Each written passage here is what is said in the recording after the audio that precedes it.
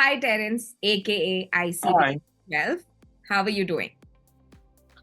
I'm feeling good. I'm super excited to see you again.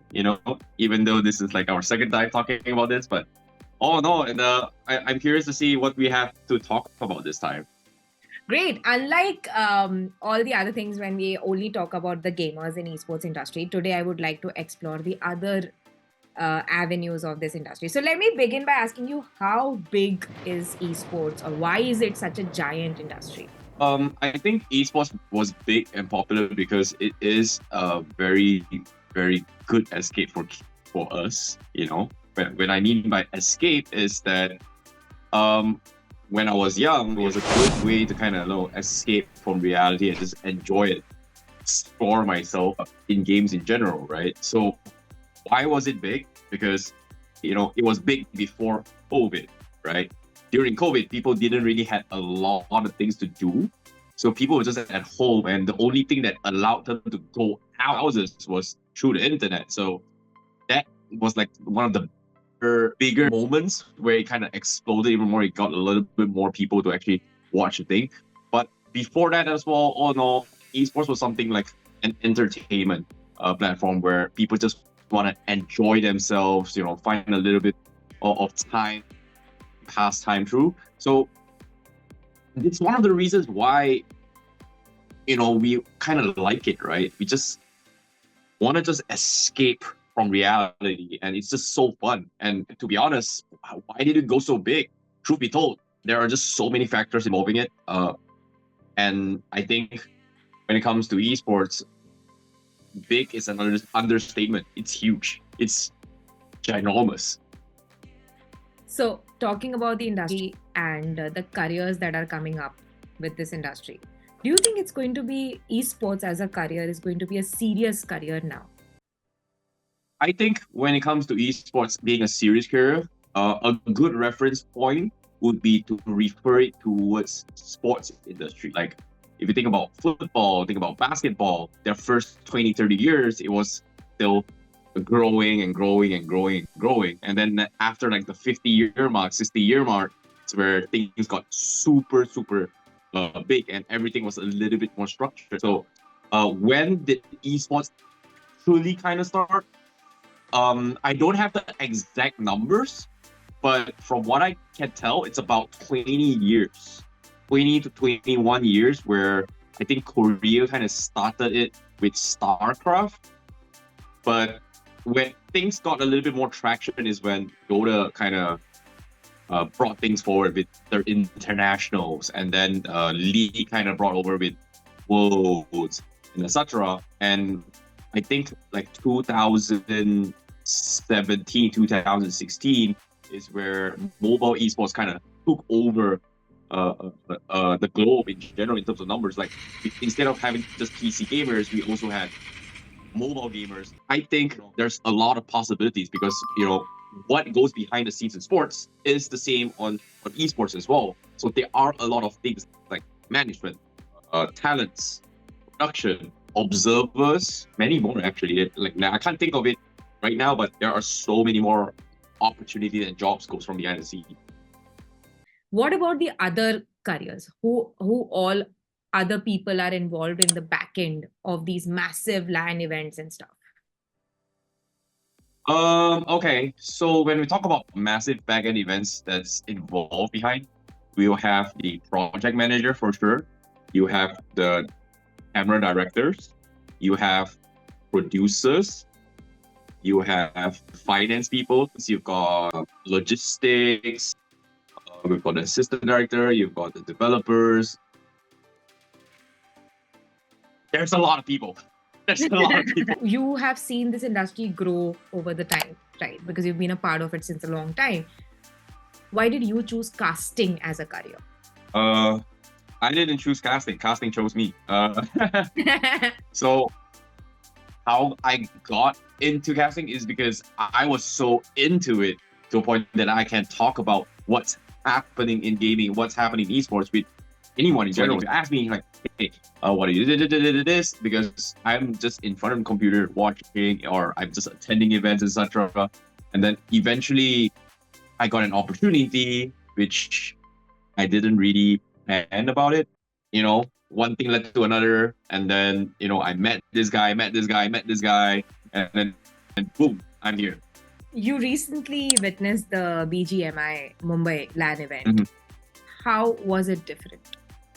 First things first, the community / crowd is insane.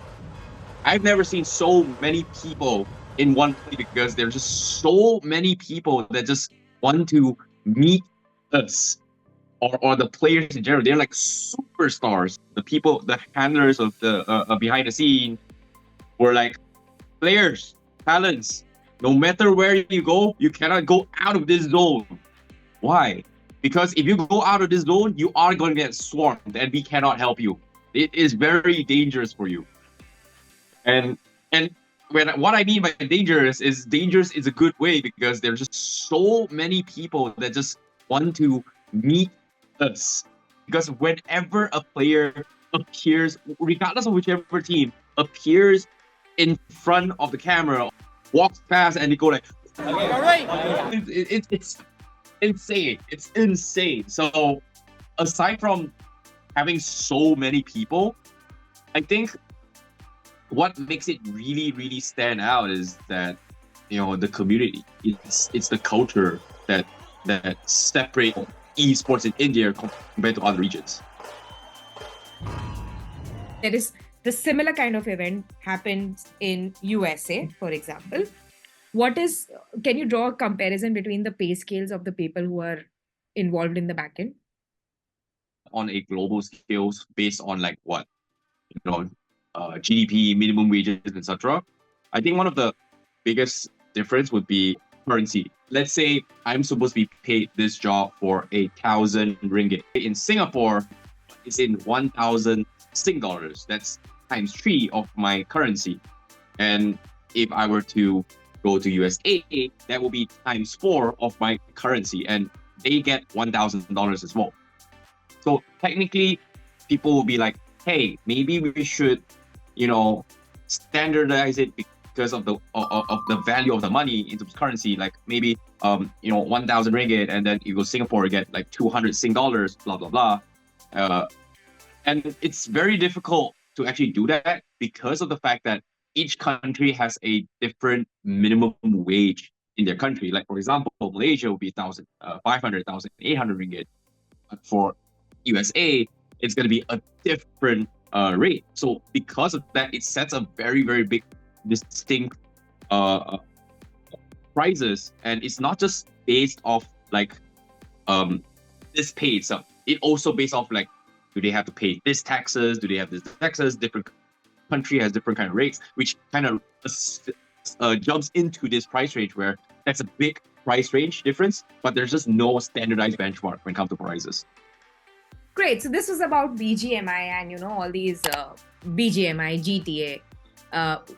What do you think? What other kind of games will be popular in near future apart from these two games and games similar to these two?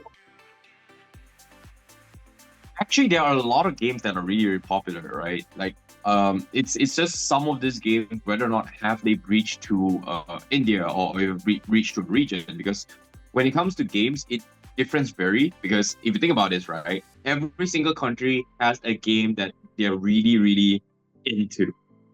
Okay, like for Malaysia, Mobile Legends and PUBG Mobile is like the two biggest games. Whereas European countries, Valorant, Dota is still popular. And then if you talk about Korea as well, League of Legends is like the main game, When it comes to India, I feel like BGMI, it's definitely pretty big, for sure, undeniably. It just comes down to whether or not the developers, or in this case, the publishers of the game, are they going to step in and say like, I want to do this, Because think about this. There are a lot of games. We all love games. It's just that who, is willing to bring their game to your country matters. Because if I like Dota 2, I like this, but if they don't have a platform for me in my country, I would eventually just die out in passion. What are some challenges that you must have observed in esports as an industry? There is no one way to get into esports. There's just so many ways. And because there's so many ways, it's hard to make a decision on what's the right way to go into esports. Like, for example, become a pro player, become a streamer, becoming a caster, become a talent manager. So many ways to go in. And whatever way you go, it is going to be tough because there is no like someone right there to say, hey, you want to be a pro player? This is the things you need to do. Yeah, it's not there. It's just very, very difficult. And how do you think these esports degrees that are offered by these major universities abroad contribute to one's career? Straight up, I don't think you need an esports degree to join into esports. But an esports degree helps you take the first step into getting the industry, right? So I think it comes down to a point where I said that when you come to esports, there's just so many ways, but eventually all these ways have a few common things that you need to go through, which is the basics of basics. Like you need to have like some foundation in what you need to understand before you actually go into the industry, right? So getting a degree, getting a certificate, or getting in a school for this helps you gain those knowledge. So if you were to ask me, do I need a degree going to esports? Not really.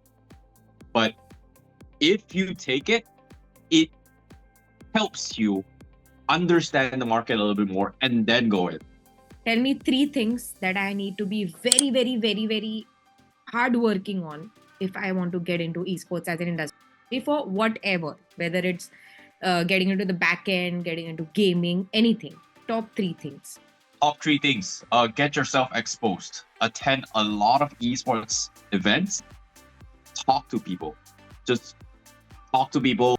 When you go to these events, ready to say yes? Ted, suit up! Dress up. Sell yourself in a way where you have to be as shameless as possible. Pull out a name card, figure out what you are and what you can contribute to this industry, and start passing out name cards, because you have no idea when any of these people will remember you and just, call you up and say, hey, you want a job? Blah, blah, blah. Because I've gotten clients like 6, 7, 8 years ago who I don't remember who they are, but I met them in this X event, and they're like, hey, Icy Baby, what's up? My man, it's been a while. It's my long life dream to fly you all the way to India, and I got you. I'm like, great. Thank you, Crafton. Ooh. So yeah, that's kind of what I did as well. And most importantly, branding. Making sure that quote unquote portfolio or social media profile page or a LinkedIn profile where people can just look at you and like, who the heck are you? I'm like, oh, okay, this is you, you've got this experience here, and then just, hopefully get yourself hired or into the industry. You've seen the graph of this industry. It must have fallen, it rose, for all these years. In the near future, to give me numbers, how do you see the graph growing? Is it going to be $1 million industry, $1 billion industry? What is it? Million for sure. Okay, $1 million industry, but billion, there is a possibility, but again, like I said, the direction we're aiming for, the benchmark that has been set so high in the world, it's going to be like football, basketball, etc., right? Sports in general, like those are the big ones, right? We're not talking about the smaller sports, but talking about the big ones. Those are like the benchmark we're aiming for. In terms of prize pool, yeah, esports undeniably beats them. But in terms of longevity, no, we're just a baby. Esports is like what? Still at an infant stage. So it's very, very unpredictable. But for now, esports is still gaining traction. There's no definitive answer to say that, hey, esports is going to survive for another 50 years. But what I do know now is that at least for another 10 to 15 years, esports is still going to be alive. So, esports is still pretty disapproved of by parents as a full-time Mhm. career. So, being a career counselor, I get these questions a lot. That no, it's not something that is serious.